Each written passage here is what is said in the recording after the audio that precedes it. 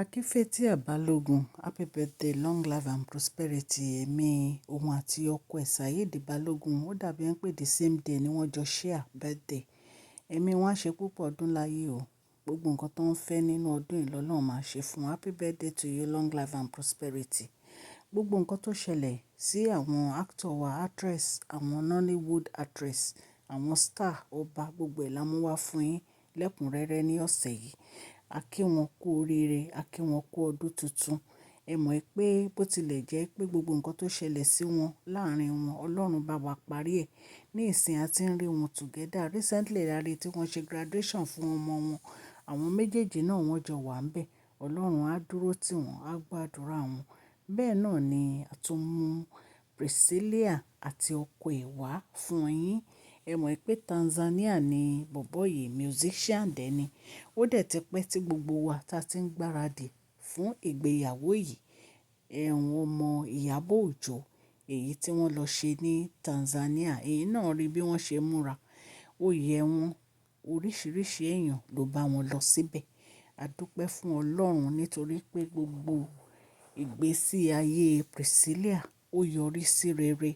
À ń wíṣì wọn ní happiness, joy, ọmọ rere, ìdùnnú, ayọ̀ ni a fi gbé ilé ọkọ ẹ̀. Nǹkan rere ni kí èèyàn kó ṣe ìyàwó fún ọmọ. Mo bá actress Ìyábọ̀ Òjó, mo bá wọn dúpẹ́, mo bá wọn yọ̀ fún oríire èyí tó wọlé tọ̀ wọ́n yìí lórí ọ̀rọ̀ Priscilla àti ọkọ ẹ̀. Ẹ mọ̀ pé ìdùnnú abiyamọ ò ní pé kí ọmọ ẹ̀ kó ṣe dáadáa lójú ẹ̀mí ẹ̀. Mo dúpẹ́ lọ́wọ́ Ọlọ́run fún ayé Ìyábọ̀ Òjó, actress Ìyábọ̀ Òjó. Mo dúpẹ́ ní ọwọ́ Ọlọ́run fún ayé wọn.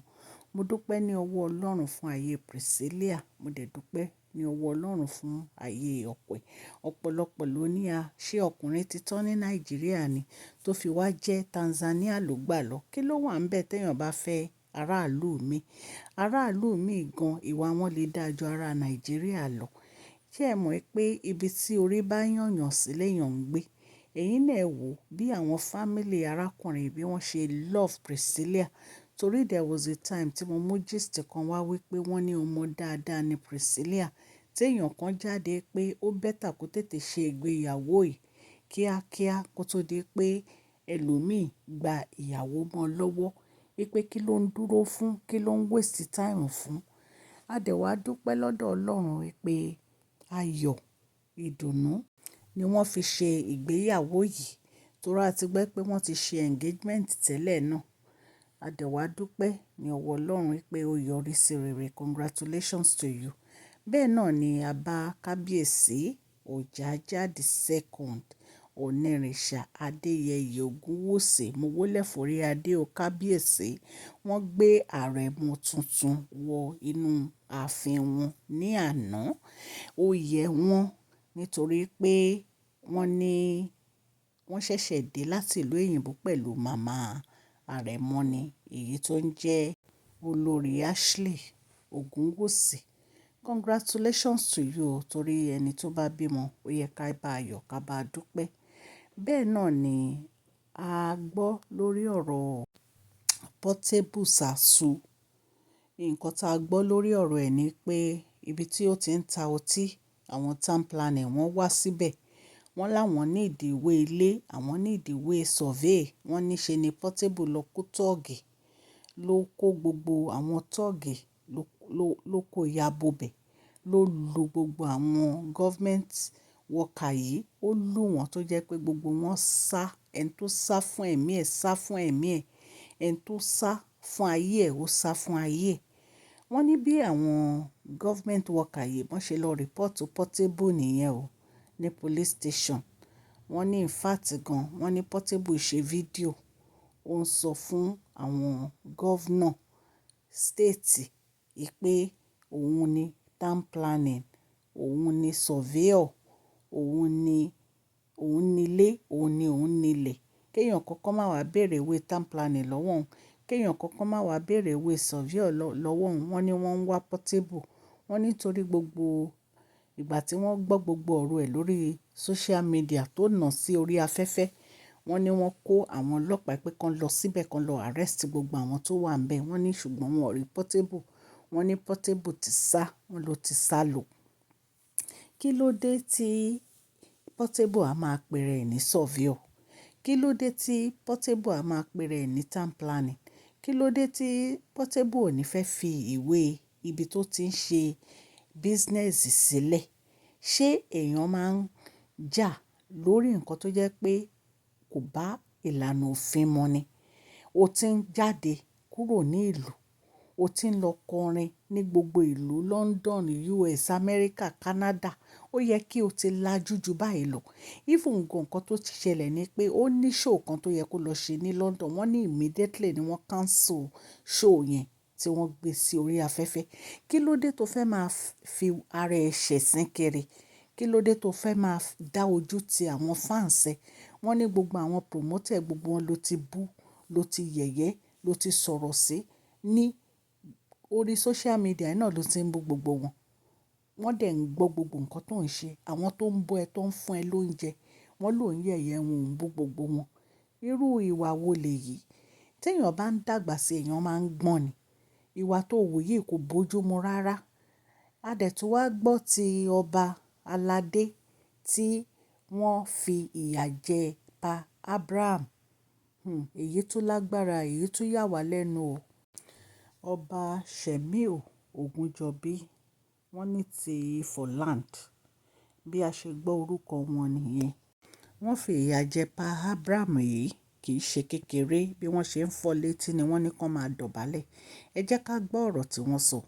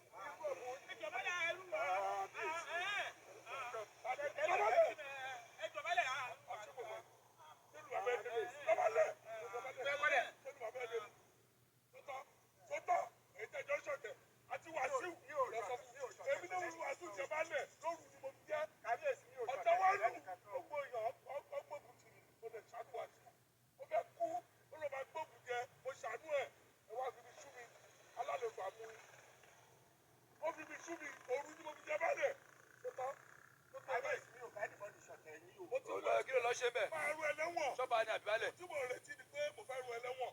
Máa ru ẹlẹ́wọ̀n. Tí mo kó ọwọ́ fòye lọ ẹ̀. Ó lè lọ́pàá. Máa ru ẹlẹ́wọ̀n. Ṣé báálẹ̀ ni Wàsíù? Èmi mo dọ́lọ́pàá Nàìjíríà. Máa ru ẹlẹ́wọ̀n. Ṣé báálẹ̀ ni Wàsíù? Ṣé báálẹ̀ ni Wàsíù? Kẹ́ ẹ gbọ́ kékulé gbọ́ mo sọ fún gbogbo. Ẹni bá máa jèrè tó fẹ́ kálá lẹ̀ fọ yìí. Mo fẹ́ jẹ alálẹ̀ fọ yìí. Tó bá yìí sí mi, alálẹ̀ fọ ní kè. Ó máa ti kú ọmọ ní. Ó máa fi àjò ní ayé ni láti àti tó máa gbẹ̀yìn ọ̀rọ̀ yìí. Ṣétọ́ ṣétọ́ yìí ṣétọ́ yìí ṣétọ́. Màálù jẹ ẹran. Àkàrà jẹ wọ̀. Ẹni ó bá fi rè kí lákàá ẹ̀ lọ́wọ́. Ẹ̀yin èèyàn lé ọ̀rọ̀ lẹ ti gbọ́ yẹn tí ọba Ṣẹ̀míò Ògúnjọbí ti Foland tí wọ́n sọ sí Pa Abraham tí wọ́n fi ọkùnrin yìí tí wọ́n fi ṣẹlẹ́yà ní ìta gbangba tó dẹ̀ jẹ́ pé àwọn ọmọ ẹ̀yìn wọn wọ́n ń fọ́ wọn létí. Mo ti mú gist wá. Wọ́n ní àwọn ọlọ́pàá gbé wọn. Wọ́n ní wọ́n dẹ̀ gbé wọn lọ sí àtìmọ́lé ṣùgbọ́n wọ́n ní wọ́n gba béèlì wọn. Wọ́n ní wọ́n máa fi ojú balẹ̀ ẹjọ́.